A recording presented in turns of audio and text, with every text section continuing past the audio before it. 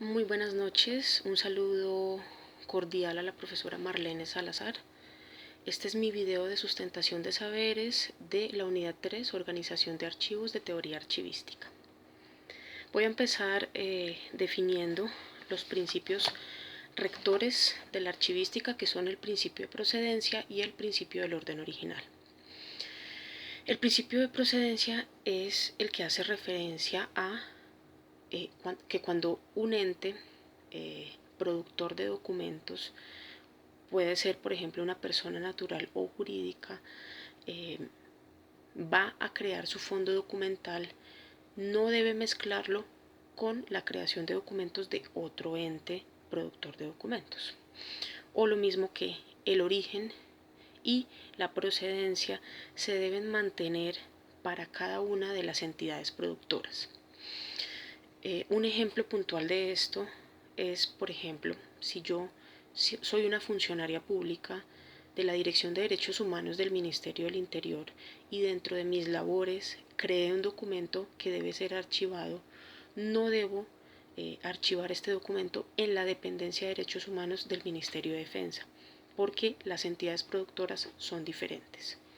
Este es el principio de procedencia, es por el cual se debe respetar ese origen y la procedencia del documento y no de manera arbitraria o subjetiva mezclar los fondos documentales.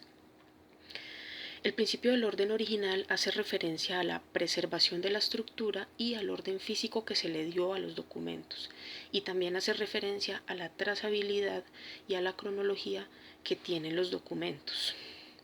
Voy a citar textualmente el manual de organización de documentos del Archivo General de la Nación, que dice: el orden original es el que hace relación al orden que conservan los documentos dentro de cada serie, de acuerdo a la secuencia que originó el expediente y en el orden en el que se dieron los documentos.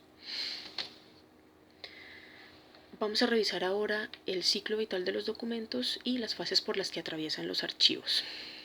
El ciclo vital de los documentos sencillamente es la vida por la que transita un documento, y también es el elemento que le permite al profesional determinar el estado de vigencia de un documento.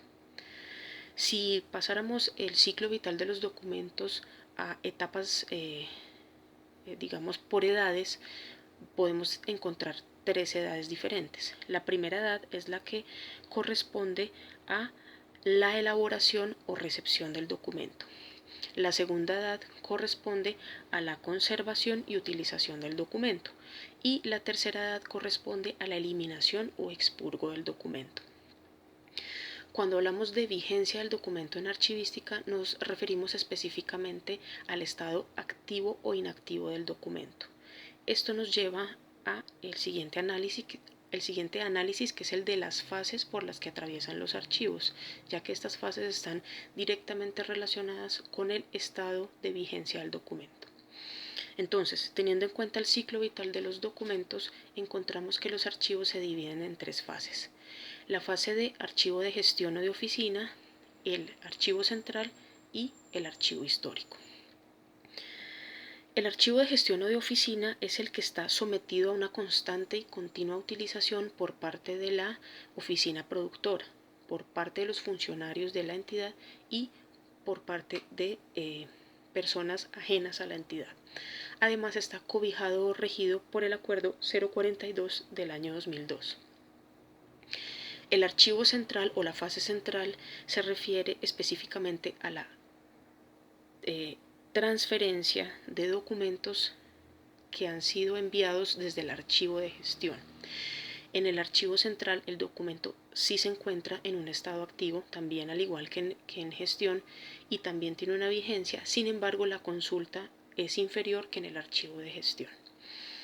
Luego tenemos la fase histórica, que es la que se refiere a los documentos que son transferidos desde el archivo central. Esta fase histórica tiene unas características específicas. Primero, los documentos que están depositados en este archivo tienen una conservación permanente e indefinida en el tiempo. Por el contrario, los de gestión y los centrales tienen una retención específica de tiempo.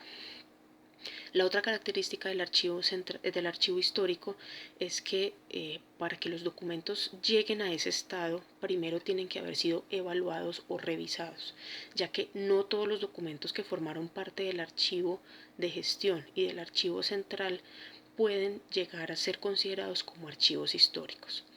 En este archivo, además, la consulta es netamente para temas investigativos. También dentro de la importancia que tienen estos principios rectores y el ciclo vital y las fases de la archivística, hay que tener en cuenta que, a diferencia de la clasificación bibliotecaria, en archivística no puede haber una homogenización de clasificación. Esto se debe a que los fondos documentales responden a una institución, y como las instituciones tienen funciones específicas, esta es la razón por la cual los fondos no se pueden mezclar ni puede haber una homogenización en su clasificación. Por eso es que los principios rectores de la archivística son muy importantes.